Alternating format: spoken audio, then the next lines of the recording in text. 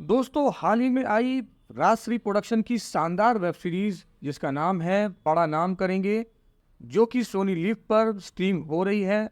ये कहानी बहुत ही शानदार है। इस कहानी में प्यार है, तकरार है और एक बड़े राज का तड़का है। जब एक अरेंज मैरिज मीटिंग में टकरार दो ऐसे लोग जिनका अतीत पहले ही उलझा हुआ था, क्या ये रिश्ता जुड़ पाएगा या पुरानी बातें इसे तोड़ देंगी? जानने के लिए इस वीडियो को आपको पूरा देखना होगा। अगर आपको कहानी पसंद आए तो इस वीडियो को लाइक करें, शेयर करें और हमारे चैनल को सब्सक्राइब करना ना भूलें। तो चलिए कहानी को शुरू करते हैं। यह कहानी है ऋषभ की, जो एक बड़े व्यापारी परिवार से आता है। उसके परिवार की रतलाम में एक बहुत मशहूर मिठाई की दुकान थी। अब उसके घर वाले उसकी शादी की बात चला रहे थे, लेकिन ऋषभ अभी शादी के लिए तैयार नहीं था। वह पहले अपने फैमिली बिजनेस को और आगे बढ़ाना चाहता था, लेकिन उसके ताऊ जी का कहना था कि बिजनेस संभालने के लिए शादी करना जरूरी है। ऋषभ के पिता ने भी समझाया कि वह पहले भी कई रिश्ते बिना मिले मना कर चुका है, कम से कम इस बार लड़की का बायोडाटा देख ले, लेकिन ऋषभ ने इसे भी नज़रअंदाज कर दिया। अब सीन बदलता है लड़की वालों के घर पर, जहां सुरभि और उसका परिवार ऋषभ और उसके घर वालों का इंतजार कर रहा था। सुरभि के पिता बहुत ही कूल इंसान थे, जबकि उसका भाई हमेशा टेंशन में रहता था। कुछ देर बाद ऋषभ अपने परिवार के साथ वहां पहुंच गया। सुरभि अपने कमरे में तैयार हो रही थी और नीचे दोनों परिवार आपस में बातचीत कर रहे थे।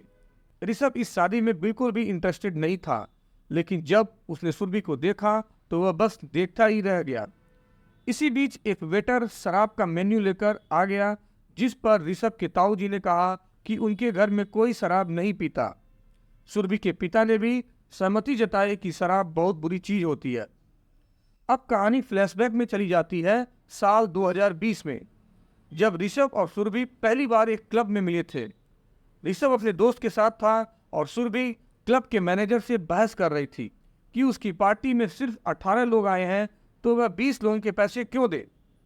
तभी सुरभि का एक दोस्त, जो ऋषभ के दोस्त को जानता था, उसे भी पार्टी में इनवाइट कर लेता है। पार्टी के दौरान ऋषभ को पता चलता है कि सुरभि शराब नहीं पीती, तो वह मजाक में पूछता है कि अगर पीती नहीं तो पार्टी करने का क्या फायदा। इस पर सुरभि उससे करारा जवाब देती है, जिससे ऋषभ थोड़ा चिढ़ जाता है। अब कहानी फिर से वर्तमान में लौटती है, जहां दोनों परिवार बात कर रहे थे कि उनके बच्चे मुंबई में रह रहे थे, लेकिन उन पर मुंबई का कोई असर नहीं हुआ। फिर कहानी दोबारा 2020 में चली जाती है, जहां ऋषभ अपने फ्लैट में अकेला था। उसने अपने होम हेल्पर चंपक को जल्दी बस पकड़ने के लिए भेज दिया और सिक्योरिटी गार्ड से डिलीवरी बॉय के बारे में पूछा। डिलीवरी वाले से ऋषभ ने महंगी शराब की बोतल मंगवाई थी, लेकिन उसकी पड़ोसी आंटी ने देख लिया और पूछने लगी कि उसने 12,000 रुपये का क्या मंगवाया। ऋषभ ने झूठ बोल दिया कि यह मंदिर का सामान है। रात को ऋषभ के घर पर पार्टी हुई, जिसमें उसने अपने बिजनेस आइडल सनी खंडेलवाल को भी बुलाया था। अब कहानी में ट्विस्ट आता है कि जब पार्टी में अचानक सुरभि और उसकी दोस्त भी पहुंच जाती है। न तो ऋषभ को पता था कि सुरभि आ रही है और न ही सुरभि को यह मालूम था कि यह ऋषभ की पार्टी है। दोनों एक दूसरे को बिल्कुल पसंद नहीं करते थे। जब दोस्तों ने सुरभि को शराब पीने के लिए कहा तो ऋषभ ने मजाक में कह दिया कि इसे मत कहो, इसका व्रत टूट जाएगा। इस पर गुस्से में आकर सुरभि शॉट्स पर शॉट्स लगाने लगती है। इसी बीच सुरभि ने ऋषभ का गिटार देखकर उसे चैलेंज किया कि यह सिर्फ दिखावे के लिए रखा है, लेकिन ऋषभ ने गिटार बजाकर सबको चौंका दिया और उसका गाना सुनकर सुरभि भी इम्प्रेस हो गई। पार्टी आगे बढ़ती रही और इसी दौरान सरकार ने लॉकडाउन की घोषणा कर दी। सभी पार्टी से भाग गए, लेकिन सुरभि कहीं नहीं मिली। उसकी दोस्त को लगा कि वह चली गई होगी, लेकिन सुबह जब ऋषभ अपने बेडरूम में पहुंचा तो उसने देखा कि सुरभि वहीं थी। दोनों एक दूसरे को देखकर जोर से चिल्ला पड़े। अब कहानी फिर से वर्तमान में लौटती है, जहां दोनों परिवारों ने ऋषभ और सुरभि को अकेले में बात करने को कहा। ऋषभ ने बताया कि उसने बायोडाटा देखा ही नहीं था, तो सुरभि ने कहा कि उसने देखा था, लेकिन मिलने की रिक्वेस्ट ऋषभ के घर से आई थी, इसलिए वह आ गई। ऋषभ ने बताया कि वह महीनों से सुरभि को ढूंढ रहा था। वो मिलने वाले थे, लेकिन वह आई ही नहीं।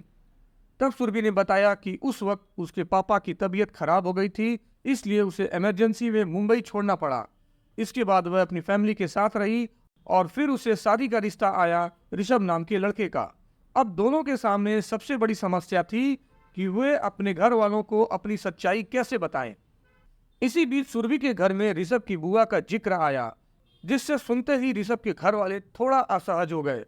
फिर कहानी फ्लैशबैक में जाती है, जहां 20 साल पहले ऋषभ की बुआ किसी लड़के के साथ भागने वाली थी, लेकिन उसके ताऊजी ने उसे वापस लाकर जबरदस्ती उसकी शादी करा दी थी। अब कहानी फिर से 2020 में जाती है, जहां ऋषभ और सुरभि लॉकडाउन में फंस गए थे। एक दिन सुरभि ने घर की सफाई करते हुए ऋषभ के कपड़े पहन लिए और गलती से घर का दरवाजा बंद कर लिया। ऋषभ चाबी वाले को बुलाकर दरवाजा खुलवाता है, लेकिन उसकी पड़ोसन आंटी सब देख लेती है, जिससे ऋषभ डर जाता है कि वह सबको बता देगी। फिर कहानी वर्तमान में आती है, जहां सुरभि अपने परिवार के साथ ऋषभ के घर जाने वाली थी, लेकिन रास्ते में उनके रिश्तेदार का फोन आया। उन्हें ऋषभ की बुआ की पूरी कहानी बता दी।